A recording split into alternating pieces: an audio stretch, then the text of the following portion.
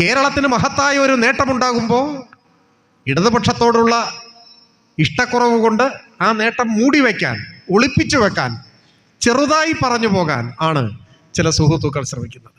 പക്ഷെ നമ്മുടെ നാടിനുണ്ടായ ഈ മാറ്റം ഇത് ചെറുതല്ല. എങ്ങനെയാണ് ശിശുമരണ നിരക്ക് കുറയുന്നത്? അതിൻ്റെ കാരണം എന്താണ്? അതൊരു നിസ്സാര കാര്യമല്ല. ഒരു കുഞ്ഞ് ജനിച്ചു കഴിഞ്ഞാൽ ആരോഗ്യത്തോടെ വളരണമെങ്കിൽ ജനിക്കുന്നത് ആരോഗ്യമുള്ള കുഞ്ഞാവണം. അതിനെന്തു വേണം? അമ്മയ്ക്ക് ആരോഗ്യം ഉണ്ടാവണം. അതിനെന്തു വേണം? ഗർഭാവസ്ഥയിൽ അമ്മ നല്ല പോഷകമൂല്യമുള്ള ഭക്ഷണം കഴിക്കണം. ആവശ്യത്തിന് വിശ്രമം ഉണ്ടാവണം. അതിനെന്തു വേണം? മെച്ചപ്പെട്ട ഭക്ഷണം, വിശ്രമം, ശാരീരിക മാനസിക ആരോഗ്യമുള്ള കുടുംബാന്തരീക്ഷം, ഇതിനൊക്കെ കഴിയുന്ന കുടുംബ സാഹചര്യം വേണം.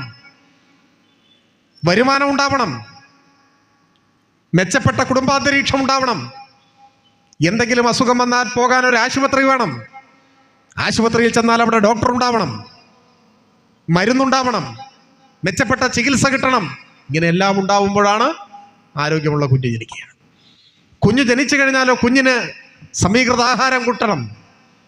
ആദ്യ മാസങ്ങളിലെല്ലാം നവജാത ശിശുവിൻ്റെ സമീകൃത ആഹാരം അമ്മയുടെ മുലപ്പാലാണ്. അപ്പം മുലയൂട്ടാൻ കഴിയുന്ന ആരോഗ്യവതിയായിരിക്കണം അമ്മ. കുഞ്ഞിനെന്തെങ്കിലും അസുഖം വന്നാലും അടുത്ത ആശുപത്രിയും മെച്ചപ്പെട്ട ചികിത്സയും പരിചരണവും എല്ലാം ലഭിക്കണം. ഇതെല്ലാം കൂടി ചേരുമ്പോഴാണ് ശിശുമരണ നിരക്ക് കുറഞ്ഞിരിക്കുക. അതുകൊണ്ടാണ് ശിശുമരണ നിരക്കിനെ സാമൂഹ്യ വളർച്ചയുടെ ഒരു പ്രധാനപ്പെട്ട സൂചകമായി, ഒരടയാളമായി പരിഗണിക്കുന്നത്.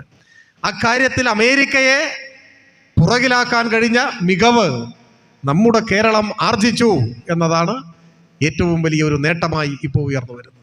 ശിശുമരണ നിരക്കിൻ്റെ കാര്യത്തിൽ മാത്രമല്ല, ഇതുപോലെ മാതൃമരണ നിരക്കൊക്കെ ഉണ്ട്. ഞാൻ ആ കണക്കിലേക്കൊന്നും ഇപ്പോൾ പോകുന്നില്ല.